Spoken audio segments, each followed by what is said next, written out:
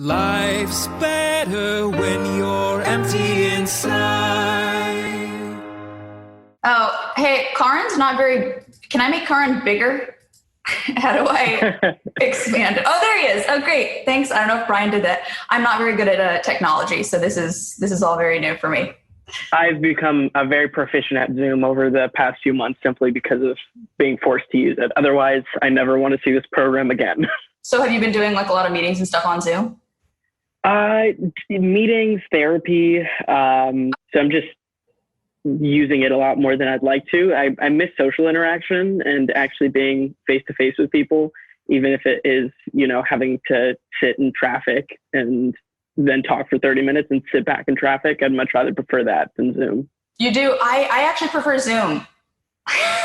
Interesting. But I feel like eye contact is it can at times be very kind of jarring for me. And I also, tell me if you relate to this, I feel this thing when I'm around a person where I feel like I'm picking up on their energy and any tiny little shift that happens.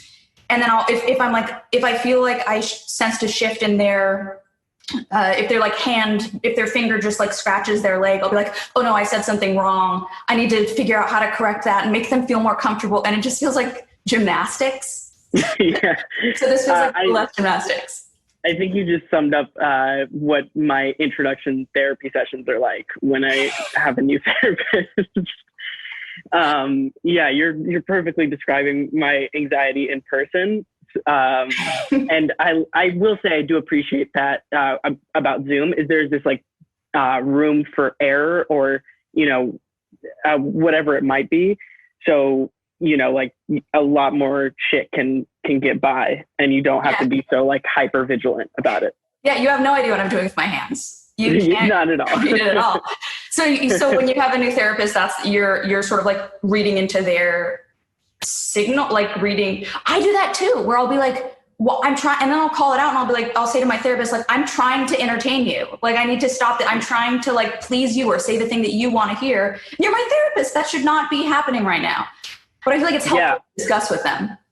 Yeah, I'm going through this process right now where I just started working with a new therapist.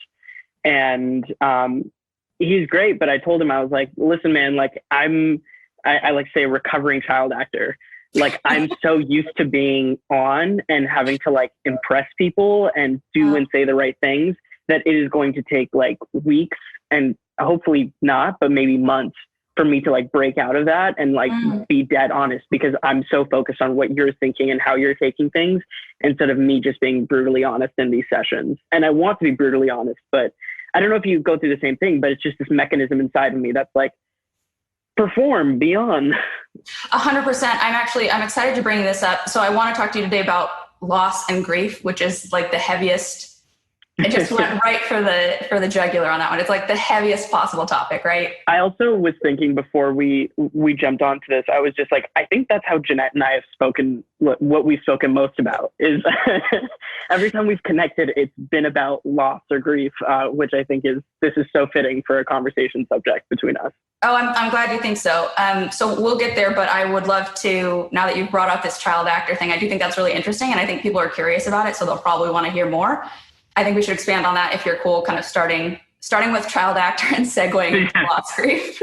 Great. Yeah, no, I feel that too. I don't know what your experience was like with acting, but for me, my mom put me in it when I was a kid. I mean, you know this, she put me in it when I was a kid. It wasn't my choice, but not only was I so used to wanting to please my mom, but also just the career, the inherent nature of being a child actor is, as you said, you're trying to constantly impress people and be on the same level as the grownups around you and not make any mistakes, not make any errors.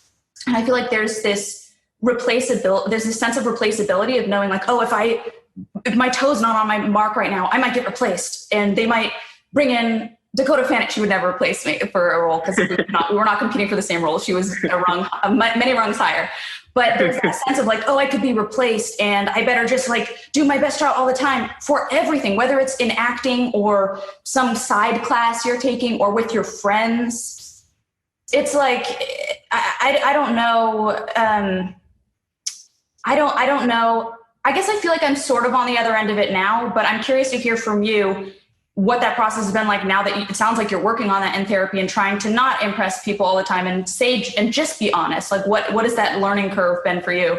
What's the learning curve for me is the fact that I'm in the backseat of, I'm in autopilot, and I'm in the backseat of what my mind wants to do inherently, because it's so used to doing this routine of, like you said, impressing adults, wanting to live up to adults. And there isn't that much room for exploration like there is when you're a kid in school. There's more room for you to just figure yourself out. And not saying that we didn't have that room, but there is less of that.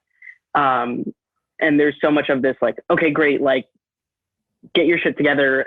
You still have like there's a level of like, this is a 9 to 5. Like there's money, there's dollars that are being lost every minute that is lost. Not that people say that directly, but that can be the vibe where it's like, okay, come on. Or they can say it directly in some cases.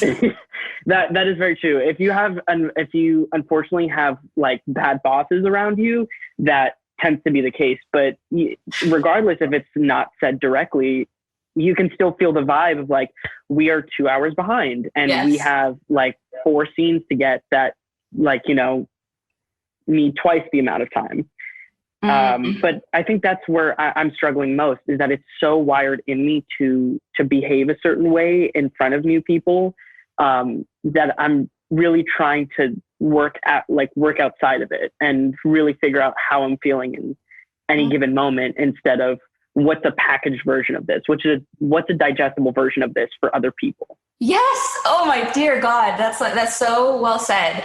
I think the irony in constantly trying to live up to adults and be like adults when you're a kid is that, tell me if you connect on this, I feel like for the first half of my 20s, I felt like I was less adult than my peers, like significantly less adult, because I felt like I was so emotionally stunted.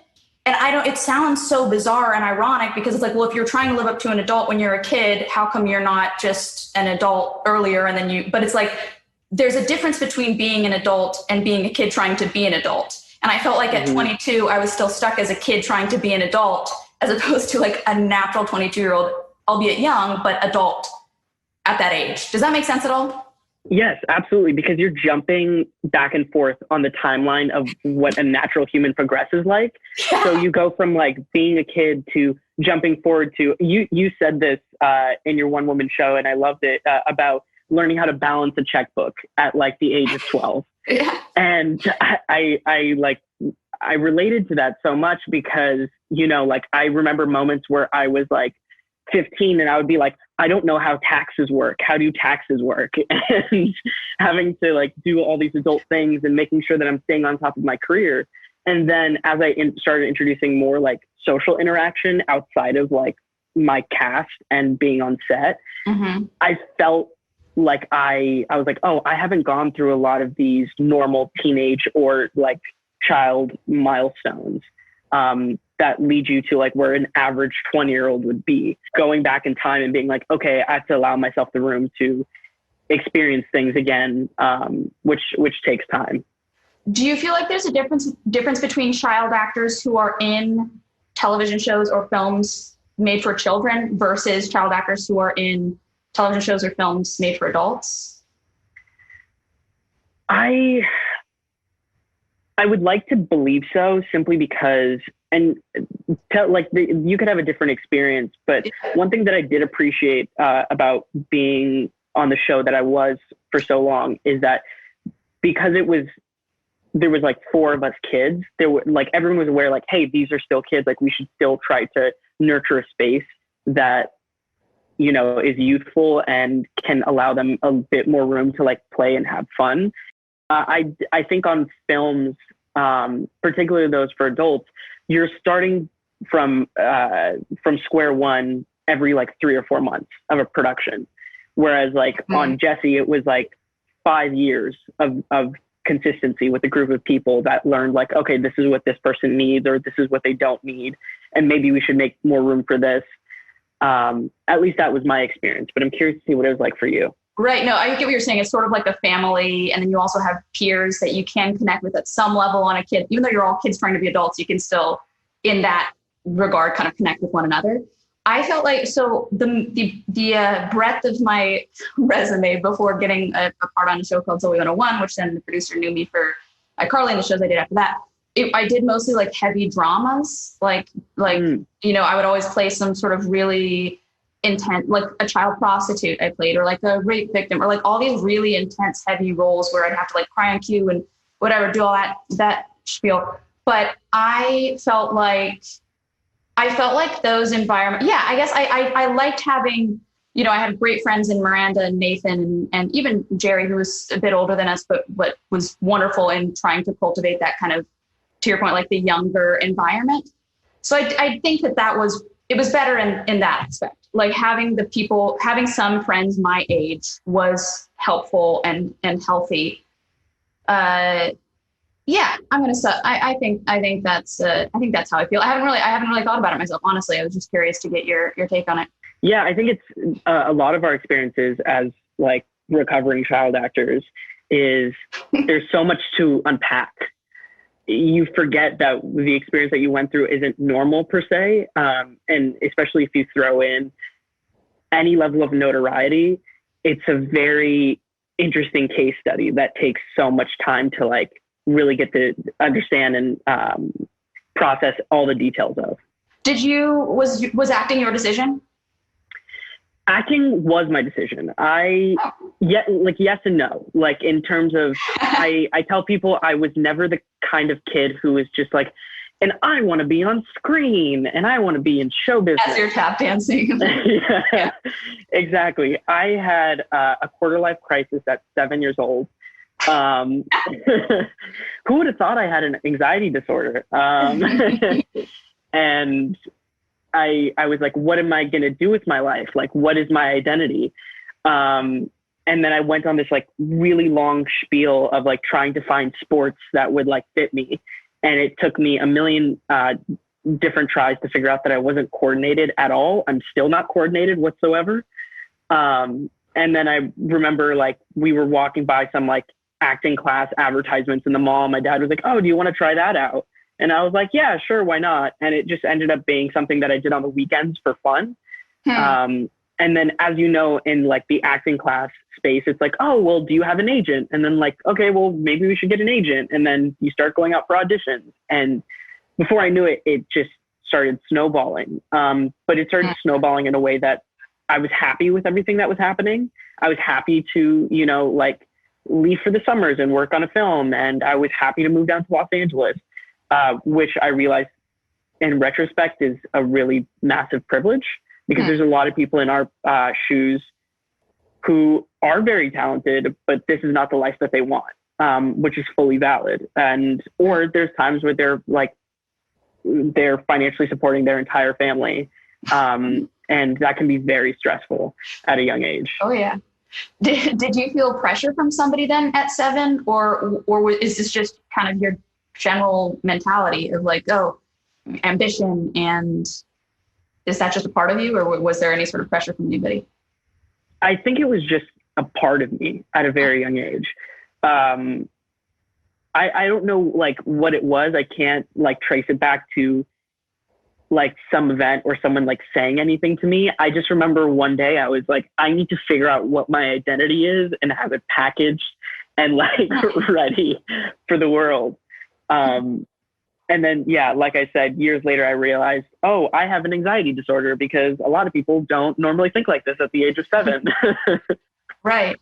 And then when were you cast on your first show? When did you have your first steady job? My first steady job was on Jessie for Disney Channel at the age of like 12, I want to say. Okay. 12 was when I started auditioning, and like I would say like I'm 13, I was working on Jessie regularly. Wow. Then at what age did you start feeling the effects of fame? It was probably around season 2 where the show had been out consistently enough where I realized, oh, if I go to the mall, a lot of people are looking at me.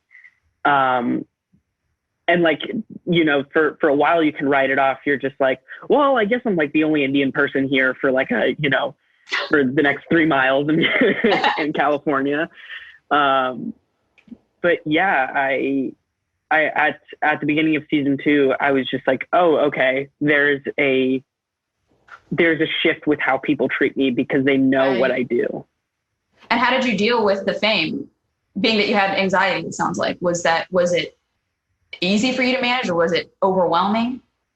I think it was really overwhelming. I think yes. Oh my God, I'm so glad you say that. Okay, yeah. Go on. It was so overstimulating. I like didn't realize till I had gone through so much therapy that there is what I was living was not, I'm going to use like a wrong phrase here, but like not normal per se. Like normal people aren't this overly stimulated by their day-to-day interactions. And so I could, I would pick up on social interactions and I'd be like, oh my God, is this person looking at me because I look weird or I'm doing something? Am I being an idiot or whatever it might be? And then on top of that, I was so afraid of screwing up.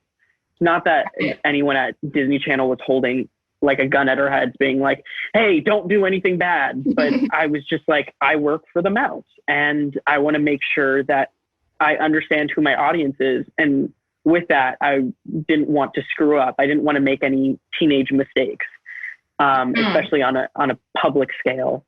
And that really exacerbated my anxiety. Interesting. I very much relate to that, where I felt overstimulated. I felt anxiety ridden. Like we touched on earlier, that instinct to want to please and want to satisfy and want to impress. First off, I don't think it goes over well, period. But it especially doesn't go over well when you have like a crowd of people around you. Just like, okay, I'll take this picture. Okay, I'll shout out video for your niece. Okay. And it's just like, you look like a crazy person. But did you ever experience that, like, sort of, this is going to be controversial, but like a resentment toward the audience or a desire to rebel? Did you ever rebel?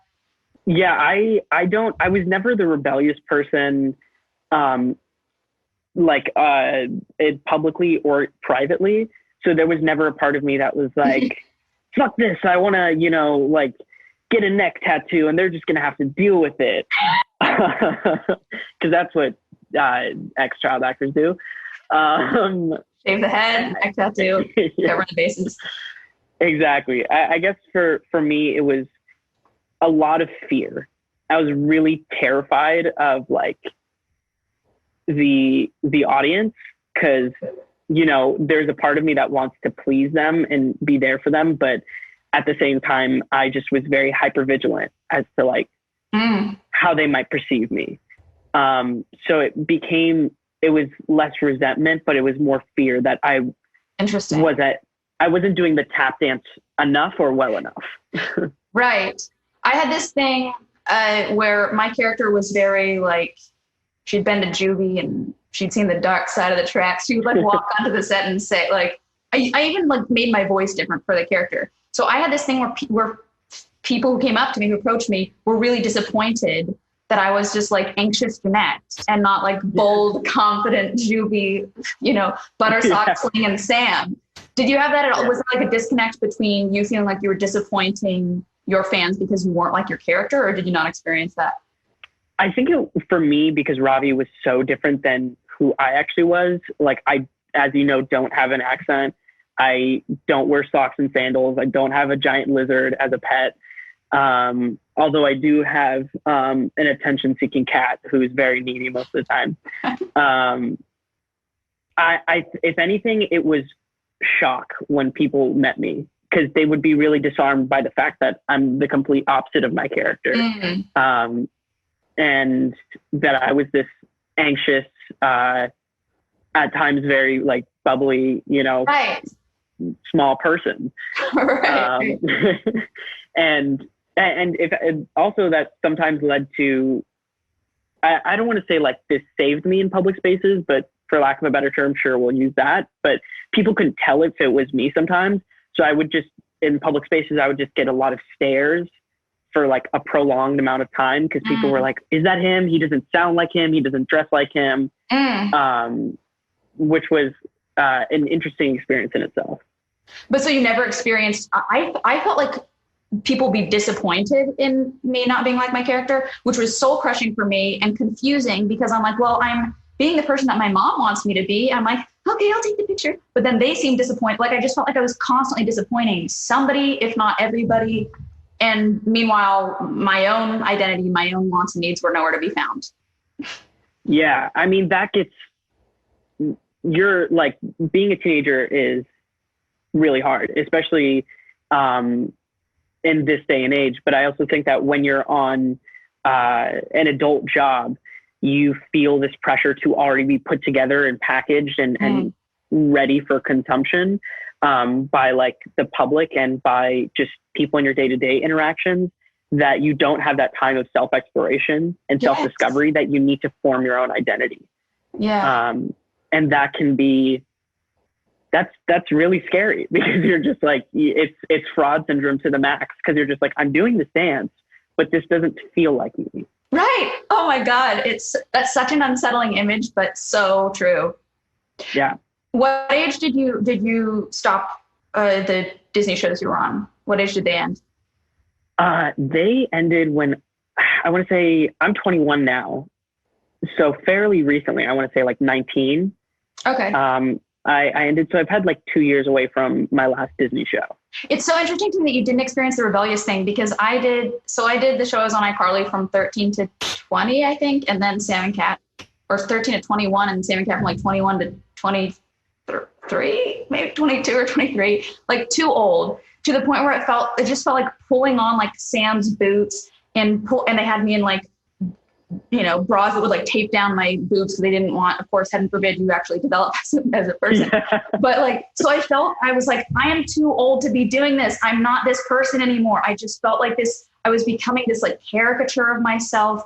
And I think that was the root of my resentment and my rebellion. I say rebellion, and it's like, my rebellion was self-sabotage, was alcoholism and eating disorders, not so much, tattoos in front of the paparazzi or like whatever. It wasn't a rebellion for everyone to see. It was like, I'm going to sign off social media and destroy myself type of rebellion. Yeah.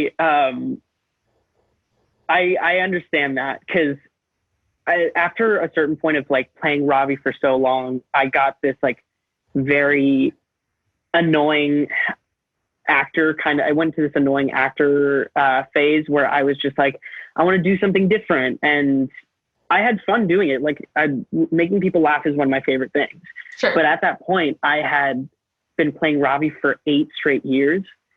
And as you know, like you just described, you feel like you're pulling your character by the bootstraps, and you're like, okay, like, here we go. And it's funny, because I'm sure if people visited set, it's very jarring, because you have this jaded Karan that's, very, I would like to say, like, very low key on set, and then like stepping on screen and having an accent, and being loud and being, very uppity.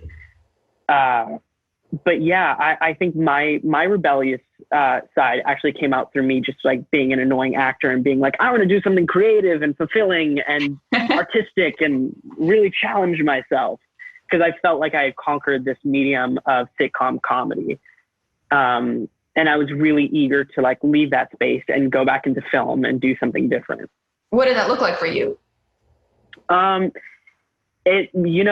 Thankfully it timed out where I like booked a film that was like shooting in Australia as the second season of Bunked was ending. Yeah. And we were like in a fluctuating space about whether Bunked was going to get picked up or not. And it did end up getting picked up, but I was just like, yes, I'm going off to shoot a feature film in Australia. Oh, yeah. Film, and it's John Boyega and Scott Eastwood are going to be in it. And, I was excited, because I was like, I'm moving on to another chapter of my life. But at the same time, like, I can see myself still craving it. Do you at times ever crave like the stability and normalcy of being on a set, like having a 9 to 5 at all? Because there's times where I'm like, I miss that structure a lot. Not at all. It was, I mean, the world has heard about the toxicity of like the particular environments that I was in. I haven't heard similar stories for the Disney shows, but it was a really difficult, stressful, toxic environment. And I mean, it feels stressful talking about it to you now. Like, my whole face tenses up and I feel almost like like also this just, I know that we're privileged to be talking about this. So I'm just throwing that out there to everybody who's listening. Like we know, but also this is our past and our truth, like it or leave it, whatever. But it feels like PTSD to me when I have certain like memories of being on that set. It really wasn't fun or fulfilling. Maybe the first like 6 months might have been fun and fulfilling because I knew I had achieved mom's dream of me having a steady job. B, there's something exciting about feeling like, oh, I finally succeeded at this thing. Like I've made it. I've done the thing that I've been pursuing for 10 years. Like, great. But then past that point, once you throw fame into the equation and toxicity of the environment, it was mostly, I think it was not only incredibly stressful, but also just not a fit for my personality type. Like, and I want to hear how you kind of structure your days now, if you do, what that looks like for you. But for me, I'm now pursuing writing and directing, and being able to sit at home and know that the first portion of my day, I'm writing X, Y, Z, and I have these deadlines that I've set for myself and I have these goals. It feels, knowing that I'm pursuing goals and dreams that are true to me, gives me more of a sense of purpose that I didn't have before, gives me more of a sense of identity. And it just truthfully feels so much more fulfilling. That makes me really happy to hear. Cause I know like we don't know each other that well, but like watching your one woman show, I was like, and in the show, hearing how you kind of battled with how, like, do I want to be an artist in any capacity? That's like, that makes me happy to hear because like Jennette, like, I think you're a very talented writer. Like that's nice. No, seriously, like when you were going to your show was going to New York, I called my agent who's in New York and I was like, you have to see this one woman show. It's really amazing. That's so and nice. You're the vulnerability in your art, I think is something to be like admired and just really, really valued, because I think that's so hard to do, especially because when you're a part of any production, regardless of how toxic it is, it's not like we can just turn around and just shit talk a production. Like, we're being paid to do something. We're being like, we have to see this job all the way through. Yeah. It can feel like a level of guilt and betrayal to be honest about that experience. And if it negatively affected us in any capacity, because you're just like, well, these people gave me an opportunity or whatever it might be. And that can be so hard. Yeah. Well, and also there's the fact of I get so many people reaching out to me so consistently saying like, you made my childhood. And I worried before speaking honestly about my experience. I was like, well, I don't want to taint their experience. I don't want to taint that this show was such a light for them. But then ultimately I realized, well, people have a choice to either listen to what I have to say or not. And if it's going to taint their experience and that's going to be detrimental for them in any way, then they don't have to pay attention to me. They can go, pay attention to anybody and everybody else. But I think it's difficult to figure out what to share and what not to share in terms of your own experience. Do you write yourself? Are you creating things on your own, or is that not really on your radar? Absolutely not. I'm not a writer whatsoever. I wish I was, but for right now, I'm just going to call myself like a big picture kind of guy. Okay. I'm sure if I had to, I could pull an idea out of my ass, but to execute it is not my forte. Gotcha. And that's really hard because I love acting, but I hate the amount of waiting that is involved with it. Right. It is so like, as someone who, really struggles with chronic depression and anxiety, it's like challenging not to have structured days. And it is so hard to like, because writing isn't my choice of artistic medium. I don't have any control of my of what's going to pop into like my table next. I just have to wait and see like, okay, is some like, I can't create anything. I just have to wait for something to come onto my table and then see if I'm a right fit for it and then like go from there. And even that process it's being prolonged because of this pandemic. And so that's been making it very hard for me. But yeah, my life is like super hard being an actor. It's like really challenging. No, well, I think you pinpointed something really, really, really on point in that, like, being an actor does have those challenges of feeling so out of control of everything in your life. Because I don't know if you struggle with this, but I certainly struggle with uncertainty. And I think many people do, whether or not they're in a field that completely is up in the air and not in their control. You know, and I think, I just think to just be pursuing acting, it's like, I don't know if it's the most helpful career choice for one's mental health.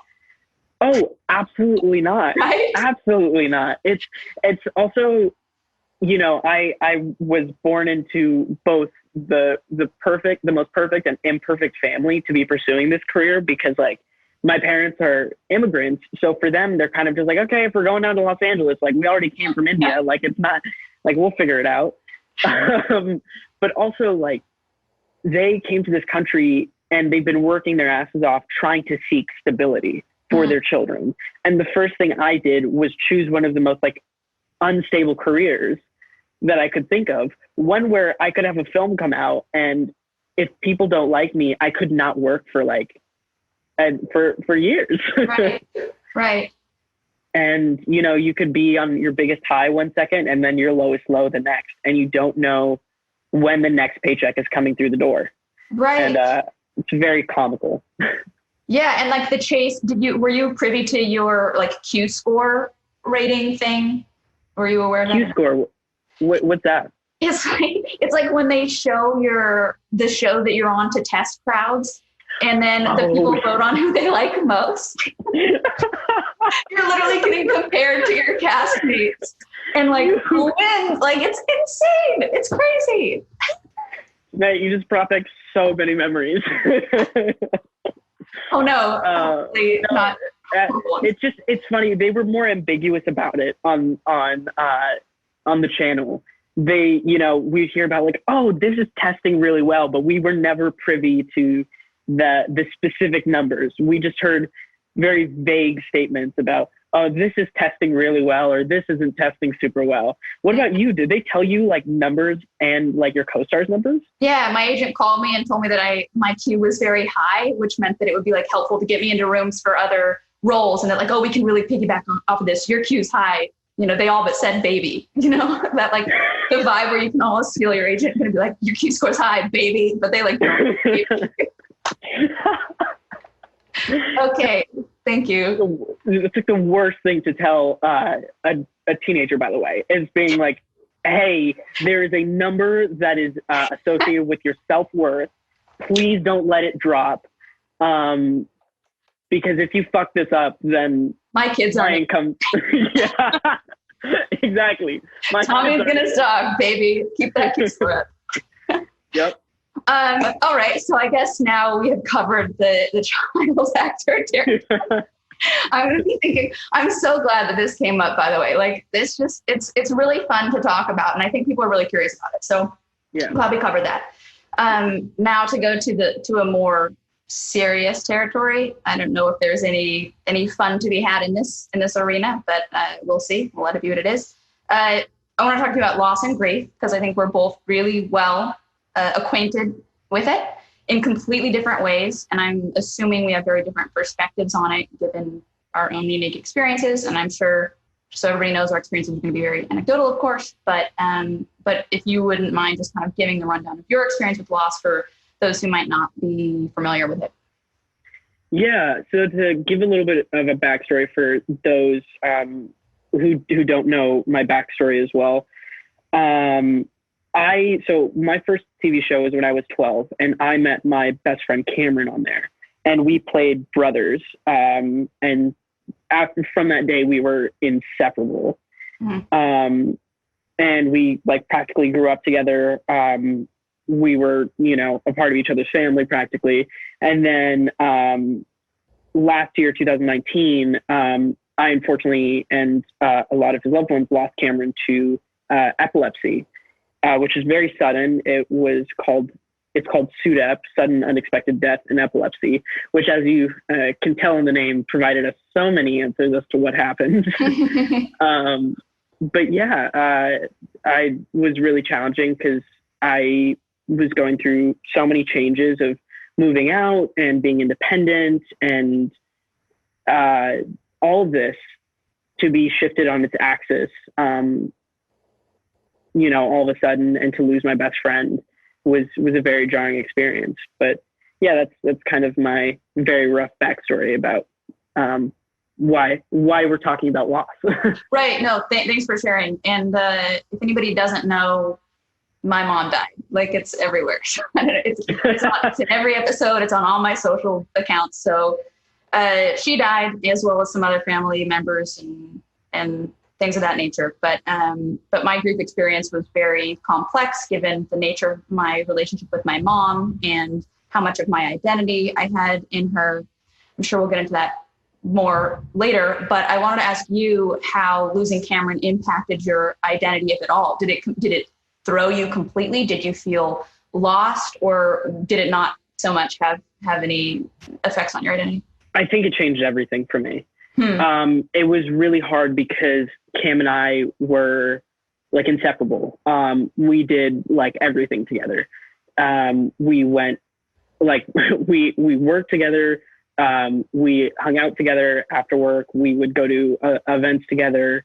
And we like would even like have business together.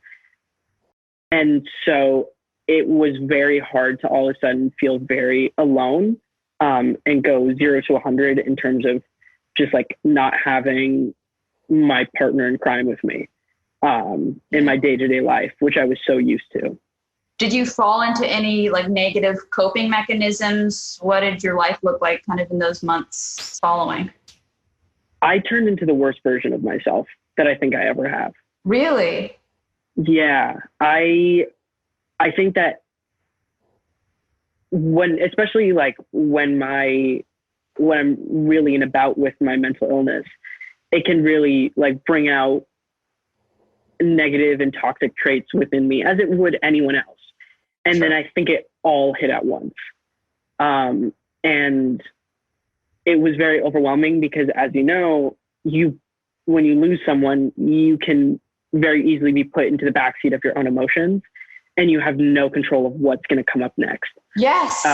Yes. So it can, oh my God. It can be going from like, I'm extremely empathetic to I have no empathy for anyone or anything, to being extremely angry, to be extremely sad, and just jumping in between that. And after Cam died, all of that hit at once. And I've kind of just been working to piece myself back together, and really stabilize myself and be a healthy person as best as I can.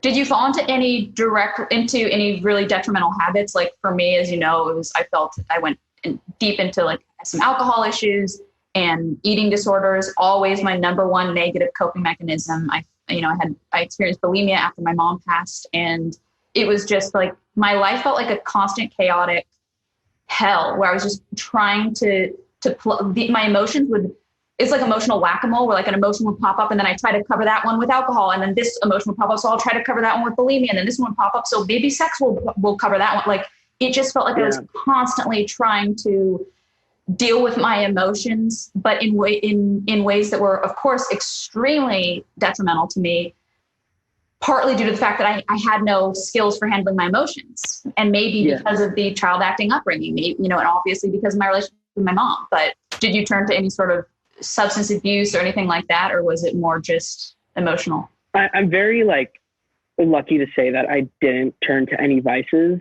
Wow. Which is like like I said, I'm really lucky to say that, because I know for most people, like that isn't the case. But for me, it just was, it was like untreated mental illness and grief all like wrapped into one. And it just was an overwhelming amount of emotion in that time. And I also I think my emotions were so much at the time that like that's all I could focus on, just trying to get that in check and get that in balance. And what was challenging is I was on my road to like making eye contact with my mental illness, Wow. And I had just started therapy as I had moved out, and Cam passed away on a Saturday, and I had my first appointment with a psychiatrist on a Monday. So it made things even more complicated, because it was just like, okay, we're going to put you on Lexapro. Let's see where that goes. Right. Because this is going to be a really rocky road, because there's a lot baked into it. Wow. Yeah. What difficult timing, for sure. So did you use any of these sort of less detrimental defense mechanisms, but I find them to be still at times detrimental, like intellectualizing the grief, like overanalyzing the grief, humor, which I think there's two sides to humor as a coping mechanism. I think, well, first off, if you're not funny, you can't, no, you can't do it. But second, like, if you're using humor to deflect from the pain versus leaning into the pain and finding a humorous angle on it, that's my stance, is like the latter is the appropriate way to use humor. And I think the other one's sort of more detrimental. But did you do any of that, intellectualizing, overanalyzing, anything like that? Yeah, I was definitely overanalyzing. Okay. I was very confused why this happened and how this happened. Because I was like, we were there for Cam's first seizure, and we knew, so we knew how scary that was and how serious that was. And Cam had only had a few seizures in his entire life. Wow. But he was taking such good care of himself. And we knew that because we were living with him. Like we saw him take care of himself. And I was like over-examining everything, because I was just like, how could this have happened, particularly to someone who, like Cameron was a very healthy person. He took care of himself. So I was over-examining that. And then I'm not a particularly funny person, but I tried to like use humor as a coping mechanism. So it just led to like a lot of awkward situations for the next coming months. So someone would be like my friends had to be like, hey, Karan, like you kind of have to like ease back on some of the jokes. And I was like, what do you mean? They're like, well, if someone asks you how you are, like maybe just don't go like, well, my best friend's dead, so I don't know. Like, like, sure. Can you find something a little bit softer to ease into a conversation? And I'm like, right. Thanks, guys. I appreciate that.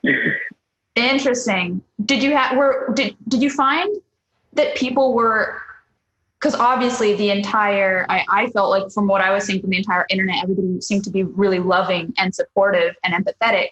But in my experience with my mom's passing, I found a lot of people to ask really insensitive questions, or like say really just kind of dumb, glib, like bearings of sympathy. Like I remember somebody saying, I mean, somebody literally at my mom's funeral was like, oh, I know exactly how you feel. My cat died. That is a badly written line. Like if that was in a film, I'd say that's way too over the top. They should have gone with a couple other alts on that. Like that was not good. That's literally what Judy Heiser said to me with her perm and foundation shade 3 shades too light. Did you have that experience? I'm so sorry. Thank you. But I can fully relate, because I didn't realize how poorly equipped as a society we are to handle grief until I was in the midst of it. And then I was like, wow, no one knows what to do. And I would look at these like adults and I'd be like, oh, the adults would know what to do.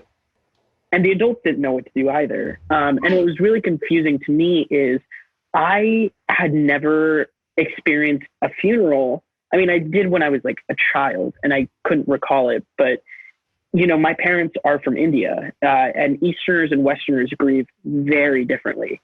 And so I was really disarmed with like, you know, losing Cameron, but on top of like, I didn't know what it was like to lose someone in America and what the American customs were.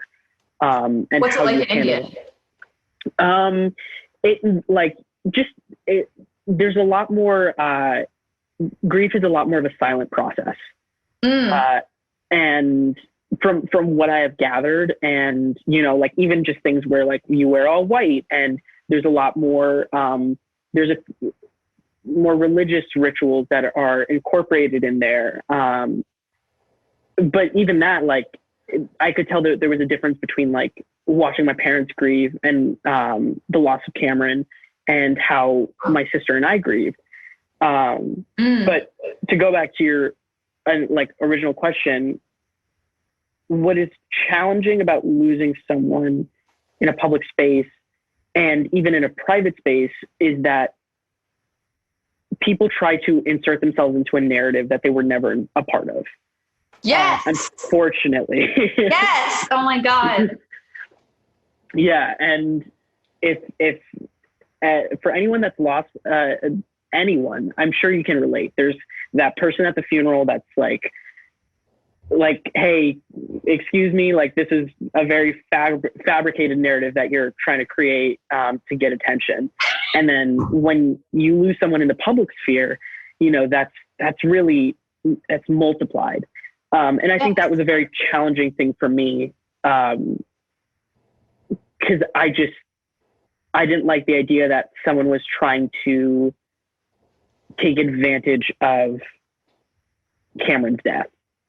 Completely. Oh my God, 100%. It's like loss, greed, where people are like, well, I knew them really well. And it's like, you didn't. You saw them once. What are you talking about? You knew them really well. What are you talking about? You were best friends. Like, people would say that about my mom. And I'd be like, no, you weren't, because we lived in a hoarder house and no one was allowed over. So if you were her best friend, I would have known. Thanks so much, Kathy. Yeah. But it's like people want to take ownership and be closer to the lost person. I also think it's incredibly creepy. Like, you actually might love this film. Oh, shoot. It's a Bobcat Goldthwait film called, it's with Robin Williams. Do you know it? No. I'll text it to you, but it's a really great film. And it covers, the main theme is kind of how people want to take ownership over a loss that they really don't deserve any sort of ownership over. Like, people are so desperate to act like they knew the lost person more. And it's just, it's very bizarre, but I also get that it's a human instinct. But he explores it. It's like, so the movie I just think is so funny and so well done. Yeah. I'm a big fan of Bobcat. Okay. So I want to cover kind of like the stages of grief, because I think they're weird. So I just want to know if they're so fucking weird. Right.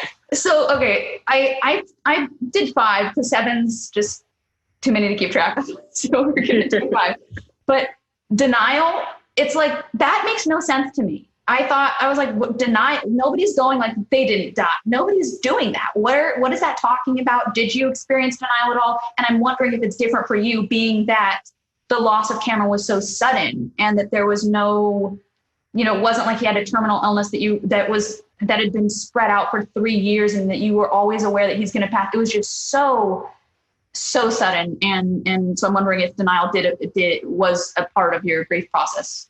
I fully relate to what you said, because I never understood denial for like what that word actually means. Like the textbook definition of it. Cause I was just like, he died. Like, I know he died. There's no denying that fact, but I find it deep in my psyche when I'll sit there in moments of silence and I'm like, oh, wow.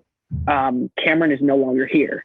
Like, it hits me again. And that's where I think denial lives for me, is that feeling of like my psyche just trying to be like, oh, well, Cameron's just on a film. Like, he's just somewhere else. Right. And then when it's brought back into my view of like, no, like he's actually gone, then that's when I'm like, oh yeah, okay. I guess I am kind of in a sense of denial. Interesting. And what about anger? Was that, it sounds like from what you were saying earlier, that there would be kind of a switch that happened. Is that fair to say? How did anger look for you? Yeah, I wasn't a really fun person to be around. But, I don't think anyone's really fun to be around when you've lost someone really close to you. Yeah. But I would like to believe I do a pretty good job of keeping my anger at check, but my anger is a very scary thing. Like, you don't want to get angry. Same, dude. God. Yeah. And so I would be going off about like the most ridiculous things. I would either go to like, I couldn't intellectualize anything. I would really like lack empathy towards certain people's situations. Because I was so overwhelmed with my own emotions. And it took me a while to get out of that.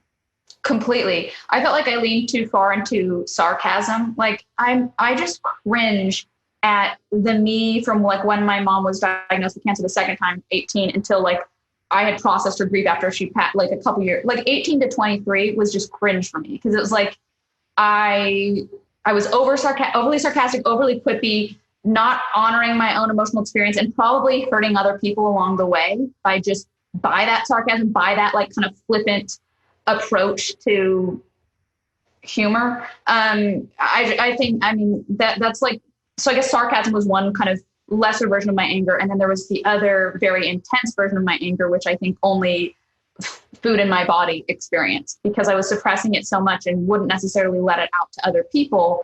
But my food patterns and my relationship with my body were well aware of the level of anger that I was struggling to live with. Okay, next one is bargaining. Bargaining I never got. What are we talking about, right? Who are we bargaining? Are we like, God, I'll give you $5, bring back mommy? Like, what is this? I've never like read a good example of bargaining and like really understood it. It's always one of those that I skip over anytime I see I'm reading about grief. Not that I read about grief like frequently, like on a day-to-day basis, but like Sure. When it's come up, bargaining is always, it is like denial is something I can jump to and I can understand a little bit. Bargaining, absolutely. Like it's out of my realm of understanding.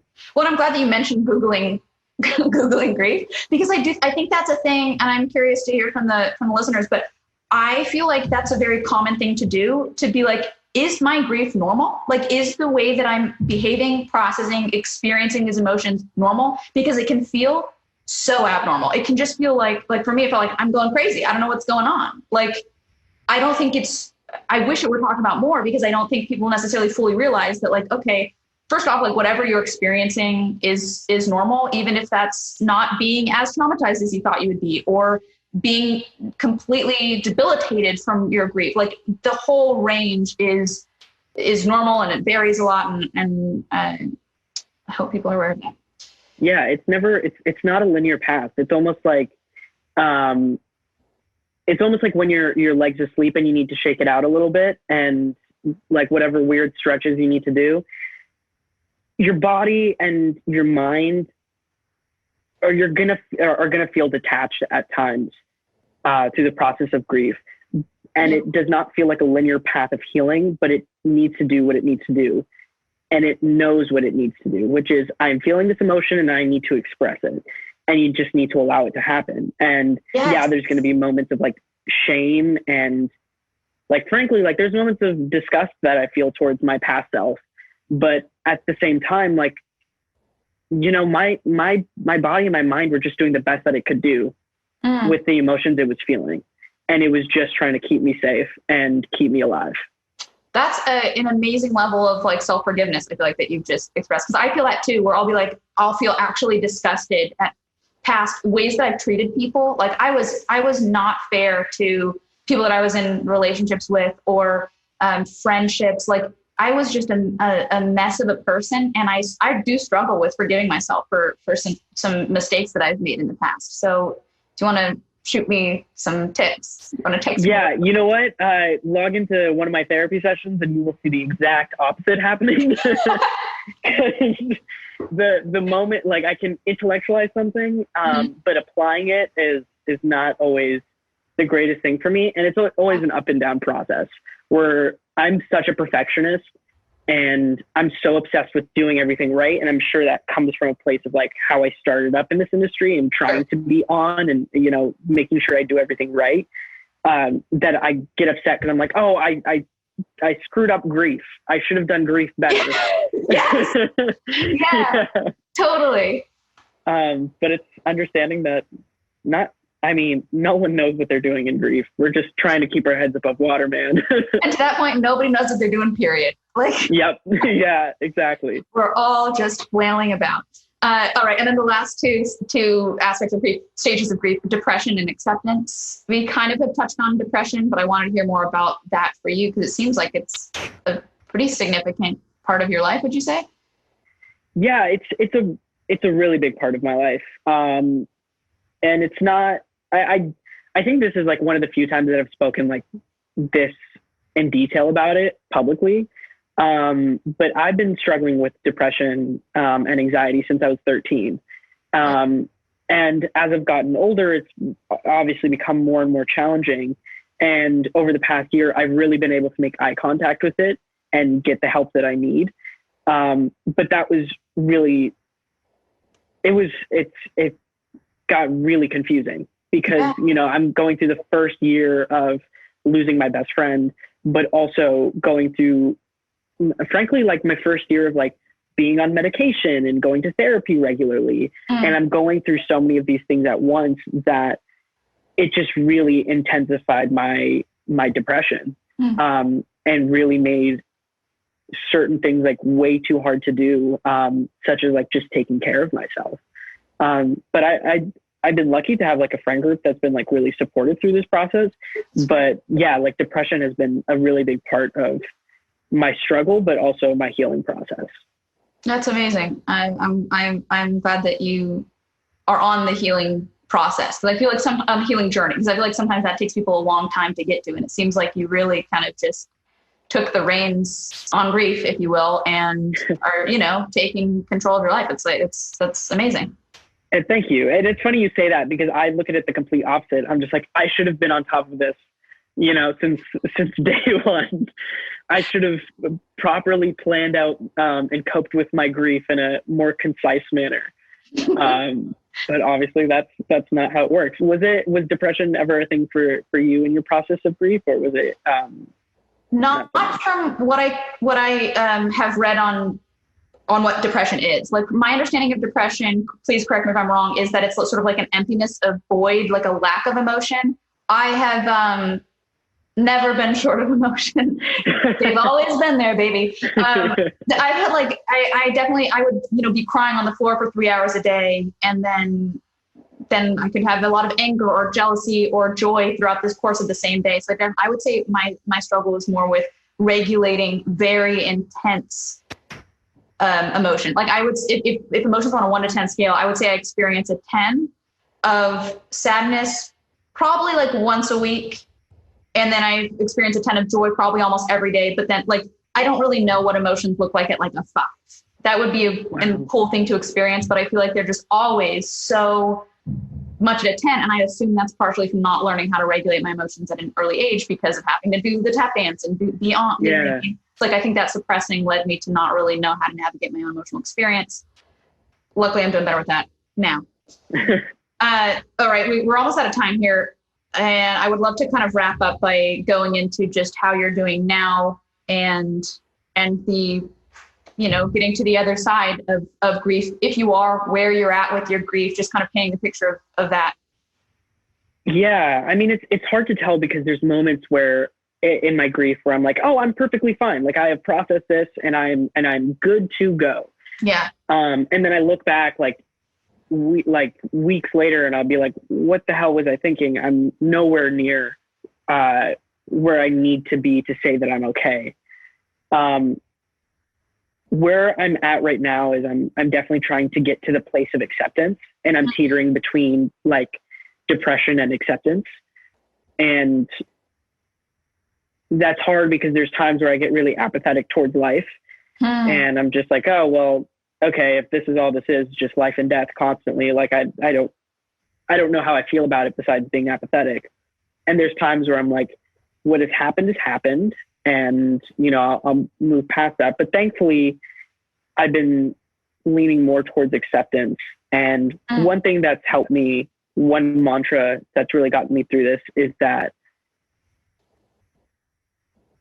like Cameron has left me with everything that I need. And I think that's the hard thing about loss is that you're searching for more. Yes. From your loved ones. And I think that's been something that I've been repeating to myself is that like, as my partner in crime, like I'm constantly like, you know, my body's like, oh, well, where's my best friend in this social space? And he's no, this is confusing. He's not here. But I keep repeating that to myself, which is, he gave me everything that I needed. And I can handle this.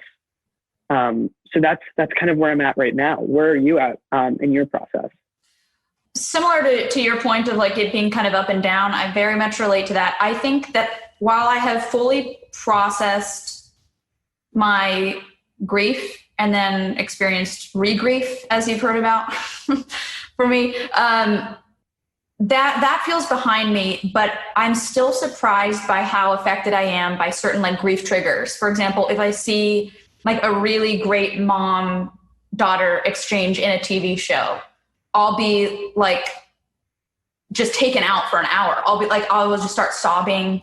I saw the show like Little Fires Everywhere recently, and there was just like a really like tender moment between a mom and a daughter, and I was just like, I not only feel like I'm grieving the loss of my mom, but also the grief of never having those types of experiences that weren't, you know, also involving some sort of manipulation or something along those lines.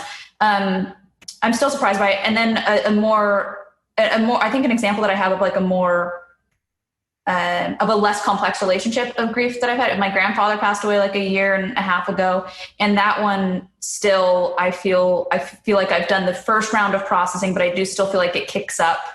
And if I'm around family, like just being around family and knowing, oh, grandpa's not here. And he's like, sometimes I feel like the people that were also close to that person can be triggers for me, at least, where it's like, we all are used to grandpa, and now, you know, now we're still at Disneyland, but grandpa's not here, and it just feels different. And it feels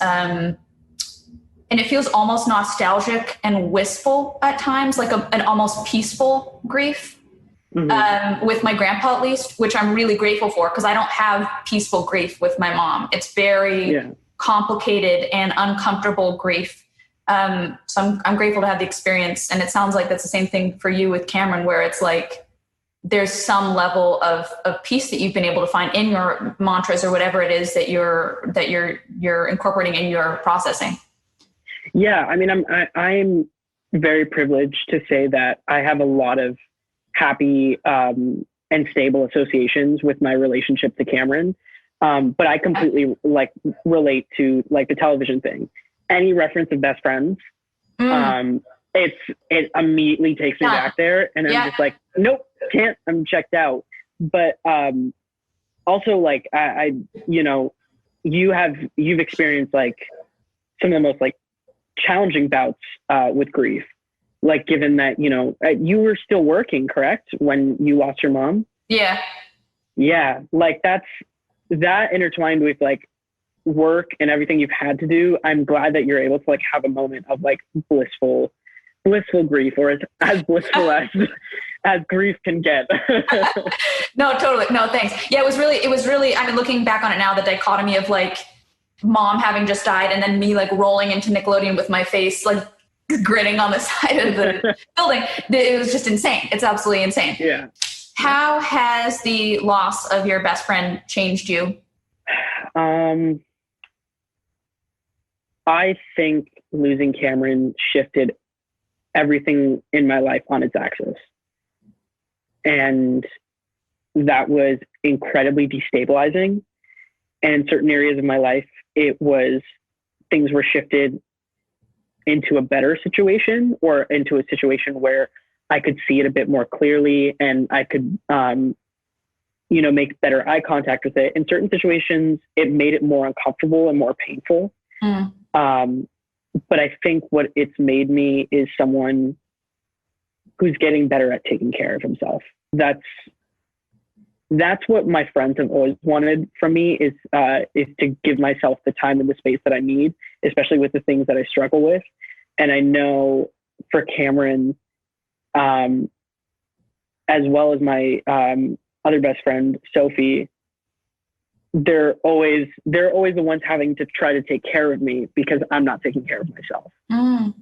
And I think that's one thing that I'm trying to take away from losing Cameron, is to take care of myself the way that he would want me to take care of myself. Wow. I'm so glad you shared that. I'm feeling it. And then I want to close with the fact that you're on the advisory board, I believe, for Cameron's organization. Yeah, we're doing a lot of cool work with that. We're, focusing on ending gun violence, which is something that Cameron was really passionate about, and also curing epilepsy, which is something we're passionate about. I know those issues are two very separate issues, sure. But we're bringing them together underneath this umbrella, and we've gotten so much love and support, and we've been able to do so many amazing things with like the donations that we've gotten. And I just know that Cam would be really happy because, Cam was not someone for attention. He's not someone that cared about popularity or fame.